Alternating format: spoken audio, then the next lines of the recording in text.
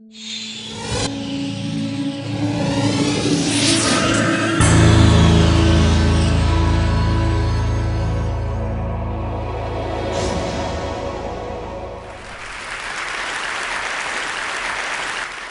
a pediatrician and an anesthesiologist, so I put children to sleep for a living.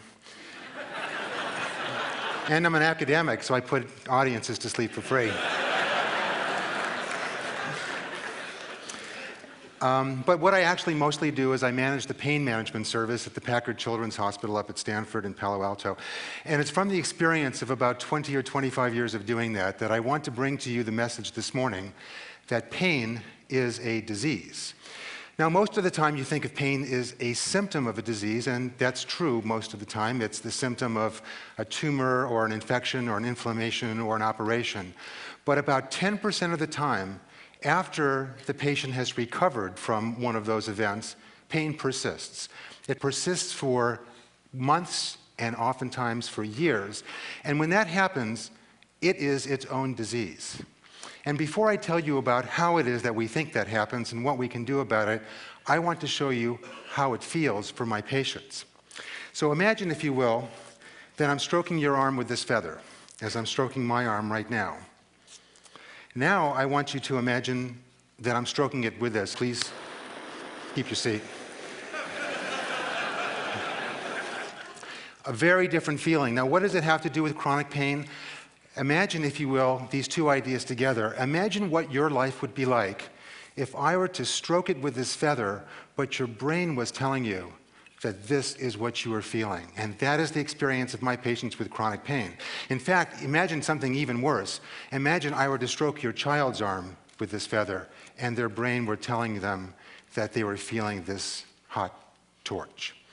That was the experience of my patient Chandler, whom you see in the photograph. As you can see, she's a beautiful young woman. She was 16 years old last year when I met her, and she aspired to be a professional dancer.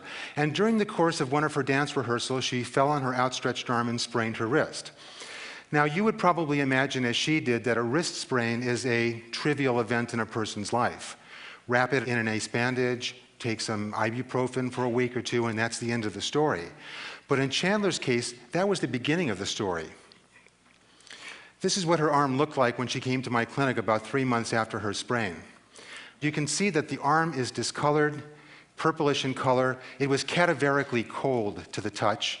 The muscles were frozen, paralyzed. Dystonic is how we refer to that.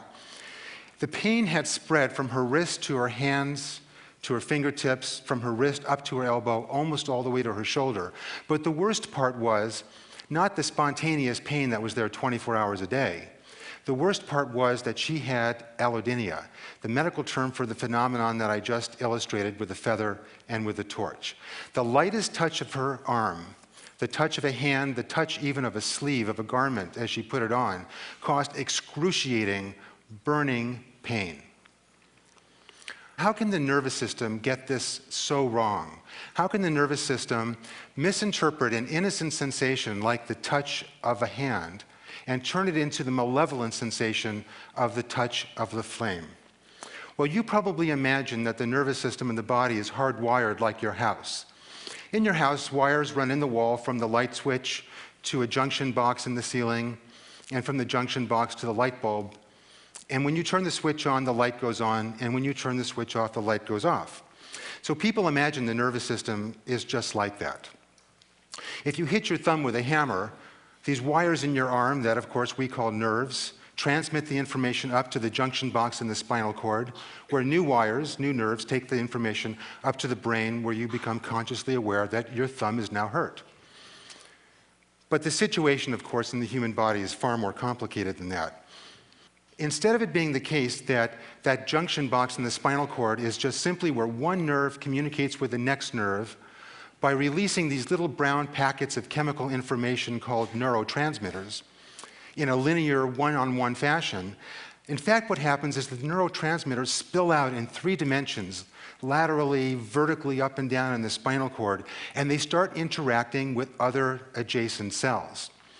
These cells, called glial cells, were once thought to be unimportant structural elements of the spinal cord that did nothing more than hold all the important things together like the nerves. But it turns out the glial cells have a vital role in the modulation, amplification, and in the case of pain, the distortion of sensory experiences. These glial cells become activated, their DNA starts to synthesize new proteins which spill out and interact with adjacent nerves, and they start releasing their neurotransmitters. And those neurotransmitters spill out and activate adjacent glial cells, and so on and so forth, until what we have is a positive feedback loop. It's almost as if somebody came into your home and rewired your wall so that the next time you turned on the light switch, the toilet flushed 3 doors down, or your dishwasher went on, or your computer monitor turned off. That's crazy, but that's in fact what happens with chronic pain, and that's why pain becomes its own disease. The nervous system has plasticity.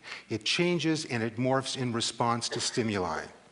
Well, what do we do about that? What can we do in a case like Chandler's?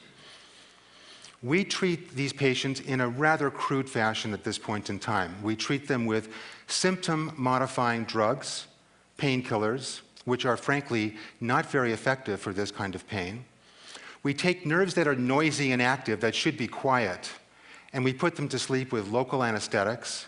And most importantly, what we do is we use a rigorous and often uncomfortable process of physical therapy and occupational therapy to retrain the nerves in the nervous system to respond normally to the activities and sensory experiences that are part of everyday life. And we support all of that with an intensive psychotherapy program to address the despondency, despair, and depression that always accompanies severe chronic pain. It's successful, as you can see from this video of Chandler, who 2 months after we first met her is now doing a backflip. And I had lunch with her yesterday because she's a college student studying dance at Long Beach here. And she's doing absolutely fantastic. But the future is actually even brighter.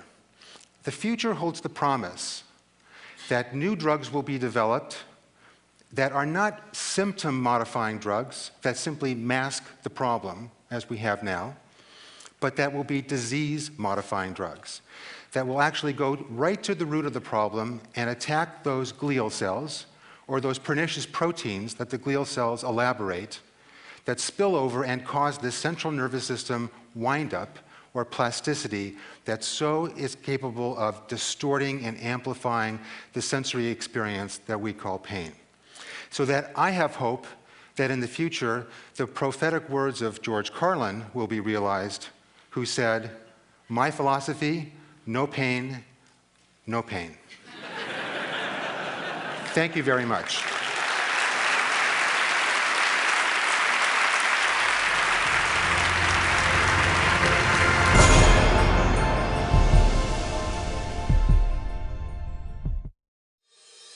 The only tablet powered by BlackBerry.